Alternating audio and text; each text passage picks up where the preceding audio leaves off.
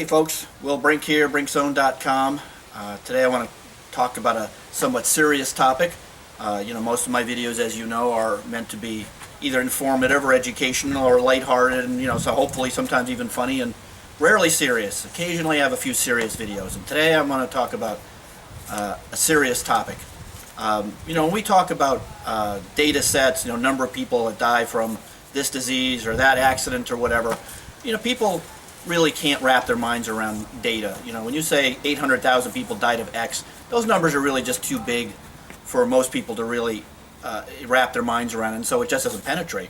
And human stories, real human stories people can identify with, even if it's one person, tends to impact them a little more. And a story that comes to my mind that may be of use to some of you, especially smokers, my mother was definitely what you'd call a free spirit, definitely a child of the 60s, and she liked to drink, and she smoked, and she did, other associated things of that generation, should we say.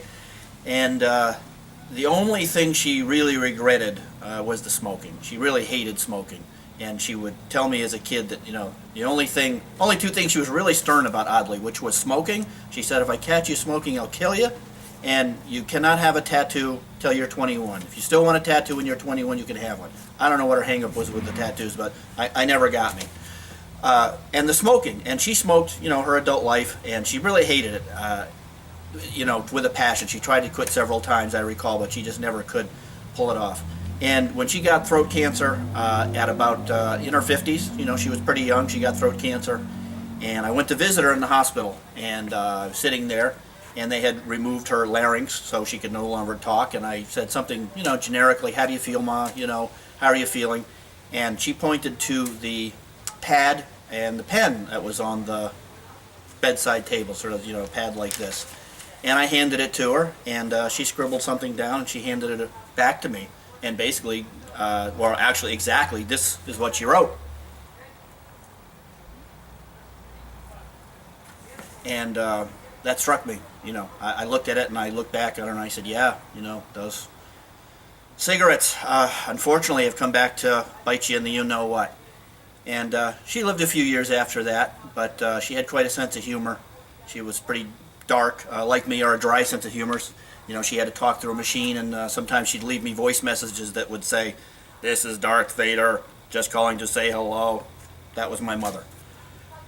So, if you're trying to quit smoking, or God forbid, don't start, someone's trying to quit smoking, maybe this video will be that final straw for you, maybe they're that one person, this is your final straw. Maybe you can pass this video around to somebody who's trying to quit smoking.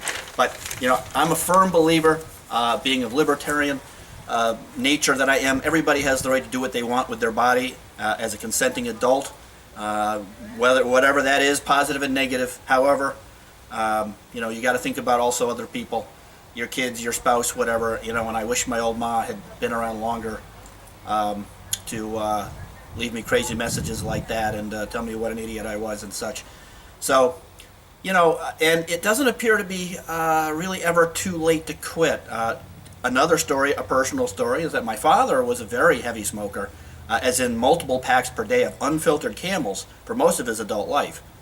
And his doctor told him he was heading towards emphysema real fast if he didn't quit, and he did. He quit, I want to say in his late 30s, early 40s, and he quit basically cold turkey, and he lived in about 90, and he did not pass away of any smoking-related diseases.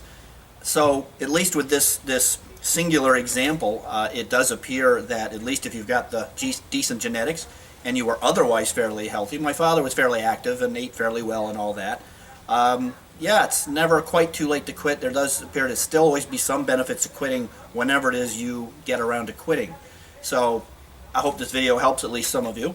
And like I say, if maybe it's the last straw for somebody out there smoking and this does the trick for you, that would make this video worth the time and the energy, or pass it around to somebody you think it might help. And next time a more cheerful video, and I'll see you all on the Brink Zone.